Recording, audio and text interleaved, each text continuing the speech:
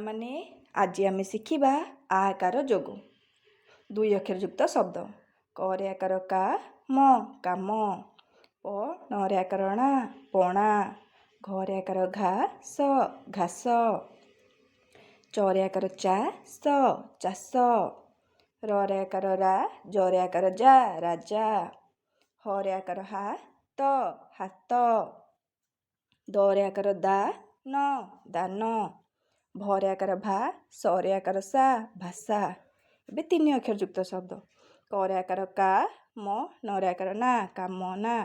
ଡ ରେ ଆକାର ଡା ମ ର ରେ ଆକାର ରା ଡାମରା। ସ ରେ ଆକାର ସା ହ ରେ ଆକାର ହ ସ ସାହସ। କ ମ ରେ ଆକାର ମା ର କମାର। ସ କ ରେ ଆକାର କା ଳ ସକାଳ। ବ ରେ ଆକାର ବା ସ ନ ରେ ଆକାର ନା ବାସନା। ପ ଖ ରେ ଆକାର ଖା ଳ ପଖାଳ। ଏବେ ଚାରି ଅକ୍ଷର ଯୁକ୍ତ ଶବ୍ଦ। ଉ ପ ବ ରେ ଆକାର ବା ସ ଉପବାସ। ନ ରେ ଆକାର ନା ର ରେ ଆକାର ରା ୟ ଣ ନାରାୟଣ। ନ ରେ ଆକାର ନା ଗ ସ ରେ ଆକାର ସା ପ ନାଗ ସାପ। ଐ ର ରେ ଆକାର ରା ବ ତ ଐରାବତ।